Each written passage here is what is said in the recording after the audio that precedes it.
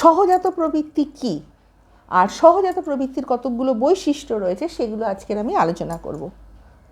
প্রথমেই আমাদের জানা দরকার সহজাত প্রবৃত্তি কী। সহজাত প্রবৃত্তি হলো এমন এক ধরনের আচরণ যা কোনো প্রাণীর মধ্যে জন্মগতভাবে বিদ্যমান থাকে। এটা শেখার প্রয়োজন হয় না, বরং জিনগতভাবে আমাদের মনের মধ্যে থাকে। যেমন বিপদে পড়লে ভয় পাওয়া এবং সেখান থেকে আমরা কিভাবে উদ্ধার হব। খিদে পেলে বাচ্চারা কান্না করে এবং তাদের ক্ষুধা নিবৃত্তি হলে দেখা যায় যে তারা কিন্তু স্বাভাবিক অবস্থায় ফিরে আসছে।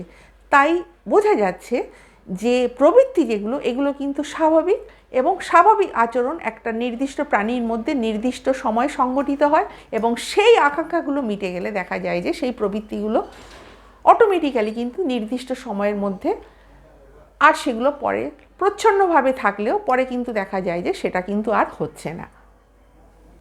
এবারে আমি আলোচনা করব সহজাত প্রবৃত্তির বৈশিষ্ট্যগুলো।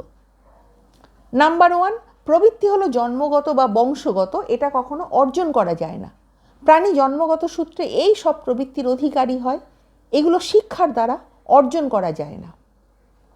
সুতরাং প্রবৃত্তি যেটা হয় সেটা কিন্তু স্বাভাবিকভাবেই হয় এবং এটা সম্পূর্ণভাবে জিনগত এবং নির্দিষ্ট প্রাণীর মধ্যে এক একটা নির্দিষ্ট জাতির মধ্যে এই প্রবৃত্তিগুলো বিদ্যমান থাকে।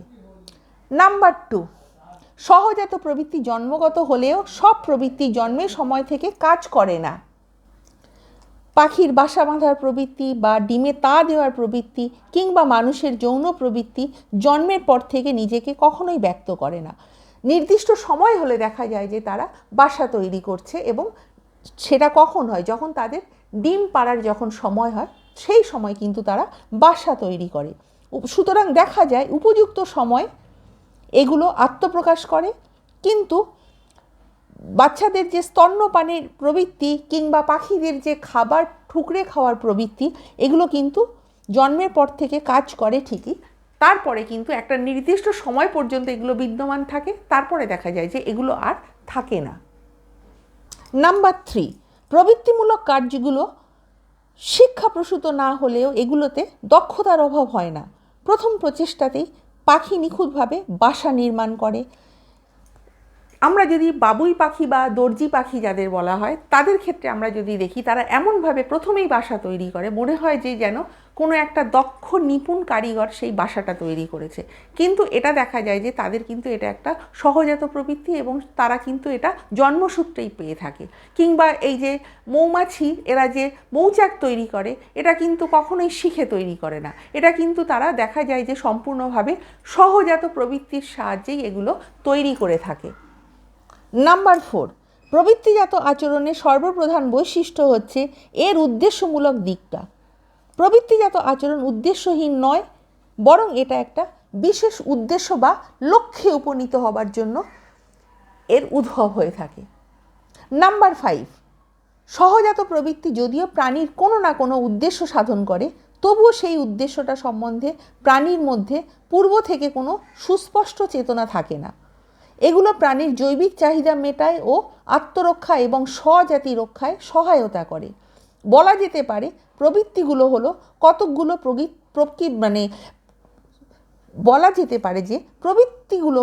কতকগুলো প্রকৃতিদত্ত অস্ত্র যার সাহায্যে প্রাণী পৃথিবীতে টিকে থাকার প্রাথমিক চাহিদাগুলো অন্য কারোর সাহায্য ছাড়া মিটিয়ে ফেলে। সুতরাং দেখা যায় যে প্রবৃত্তিগুলো যে তাদের যে আচরণগুলো রয়েছে সেগুলো কিন্তু তারা স্বাভাবিকভাবে করে থাকে। সেগুলো কোনো তার যে নির্দিষ্ট একটা জাতি রয়েছে তাদের কিন্তু একটা নির্দিষ্ট ক্রিয়াকলাপ রয়েছে এবং তারা কোনো সাহায্য ছাড়া তারা কিন্তু অটোমেটিক তারা দেখা যায় যে তাদের ক্রিয়াকলাপগুলো করে থাকছে। এগুলো কিন্তু তাদের নিজস্ব একটা প্রতিক্রিয়া, নিজস্ব একটা প্রভাব বিস্তার, এই যে ক্রিয়াগুলো এগুলো কিন্তু দেখা যায় যে নির্দিষ্ট একটা জাতির মধ্যে, পাখির মধ্যে, পশুর মধ্যে নির্দিষ্টভাবে বিদ্যমান থাকে এবং এগুলো তাদের অন্য থেকে স্বতন্ত্র করে এবং তারা স্বাধীনভাবে তাদের কাজ করে থাকে। নাম্বার 6, সহজাত প্রবৃত্তি কোনো ব্যক্তিবিশেষ বা প্রাণী বিশেষের সম্পত্তি নয়, এটা জাতিগত সম্পত্তি। এগুলো কোনো একটা জাতির অন্তর্গত প্রত্যেক প্রাণীর মধ্যে সার্বজনীনভাবে বিদ্যমান থাকে। ক্ষুধা, তৃষ্ণা, বাৎসল্য, যৌন প্রবৃত্তি যে কোনো জাতির প্রবৃত্তির মধ্যে এগুলো বর্তমান থাকে। নাম্বার 7, প্রবৃত্তি সারা জীবন ধরে কার্যকরী থাকে, যদিও কিছু কিছু প্রবৃত্তি সারা জীবন সক্রিয় থাকে না এবং থাকলেও অপরিবর্তিত অবস্থায় থাকে না। স্তন্যপান এর প্রবৃত্তি বড় হলে দেখা যায় সেটা আর থাকে না। নাম্বার 8, সহজাত প্রবৃত্তি জন্মগত এবং বংশানুক্রমিক।